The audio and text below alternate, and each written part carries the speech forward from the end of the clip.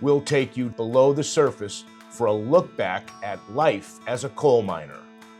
Hello everyone, I'm Don Jacobs, and I'm here in front of the Lackawanna Coal Mine Tour, and we're gonna go wild with Discover NEPA on the Coal Mine Tour. Our guide for today and coal foreman is Bill Neidlinger. So how deep are we gonna go? We're actually gonna go it's almost 300 feet straight down. There's actually a little over 1,300 feet of track. With the pitch, it actually is a little bit longer, but you're about 300 feet straight down underground. And what controls you? How do you obviously gravity going down, but how do you get back up? We actually have a hoist that's it has a cable on it. It's hooked to the car, and it has a 150 horsepower motor that runs, an electric motor. So you go down backwards. Yep. Right? Because we'd be sitting like this. We'd be sitting facing that way. And then you come up, looking up the hill. Yep. Okay. All right, well. You ready? I'm ready. All right. Okay, Bob, going down. Okay, going down.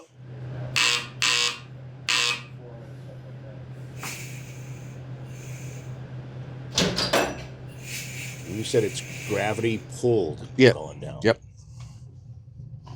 And then up is the hoist thing you were talking about. Yeah, the electric motor pulls it up. You'll feel the gravity once you go over this knuckle here. Okay. That's usually when everybody gets quiet. Well, right here, this is a neat sensation. Yep. Because we are now underground. Yep. Right now. We're underground right now on the incline. Now, back in the day, didn't they use mules too to pull up these carts? Yes. Yep, they actually used them for going throughout the mine, also for pulling the lead cars. So I'm feeling a temperature drop. Even though it was cold outside this morning, I'm feeling it getting colder than outside. Yes. You know what I don't have is that musty smell that I thought I would. You'll get that at the bottom. I will? Yeah. Yeah, that's usually with the timbers and that they'll get moldy from the moisture. Basically, every time it rains up top, everything soaks through into the ground and it'll come through down in the mine. Okay. Saying goodbye to the sunshine. Yep.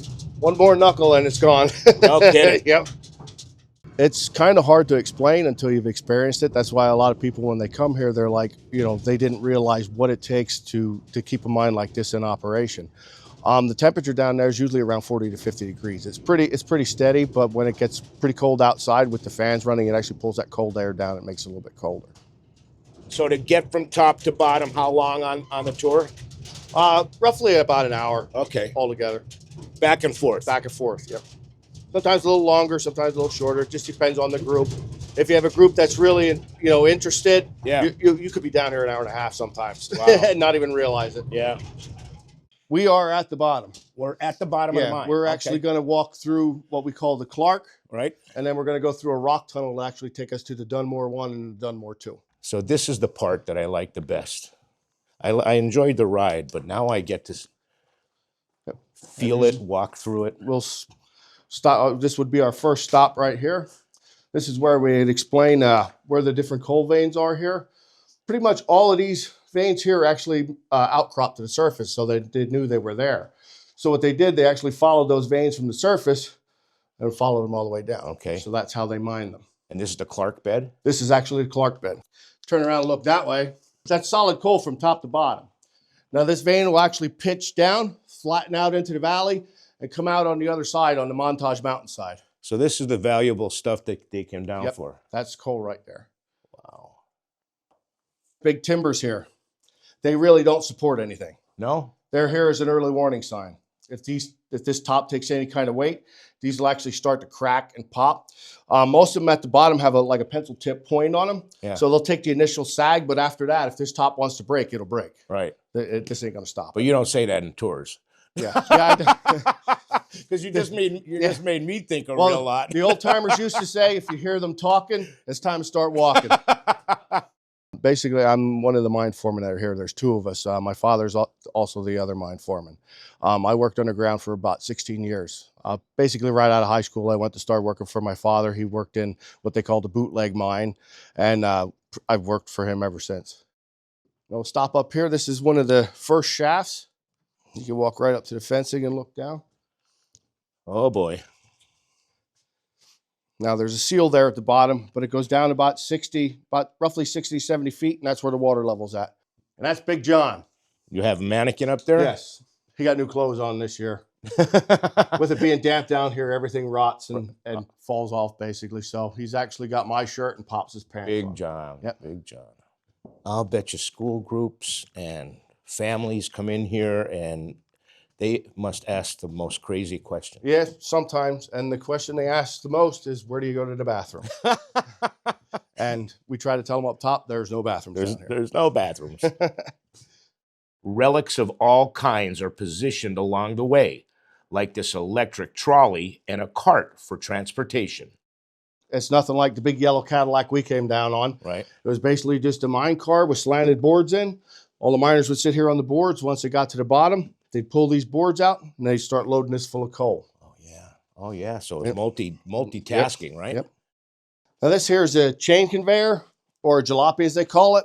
The way this works, when this is running, think of it as a set of excavator tracks. When this thing's running, the chain's pulling up and it just load the coal at the end here and it would go up and load it into the car. That size?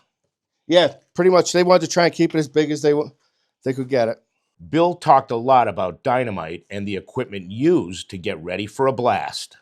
One of the first things they would have used, they would have been looking for two different types of gas. It would have been methane and carbon dioxide buildup. Methane is lighter than air. It hangs towards the roof, where a black damp or carbon dioxide buildup lays along the floor. They actually used a canary. Oh, yeah. They would have had him in his perch. They would put him up towards the roof. If he would have sounded like he was chirping real funny, real fast, they didn't know there was methane there. They had to ventilate it and get out. But it also worked in reverse. They put him towards the floor. If he passed out and fell off his perch, they knew there was black damp there. They had to get out. I thought that was a wise tale. Nope. That's actually what they used him for. Canary. Once the gas is checked and the dynamite was all wired up, it was time.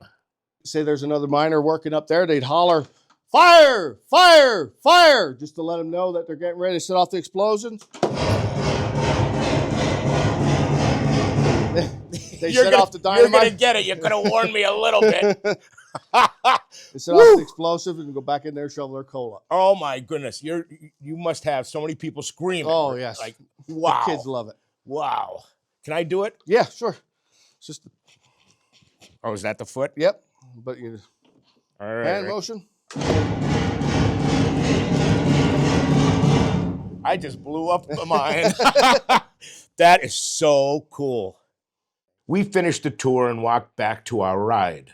I highly recommend the Lackawanna Coal Mine Tour to everyone. Wow, what a tour. Bill, thank you so much. I learned so much and I thought I knew a real lot. But let me tell you something.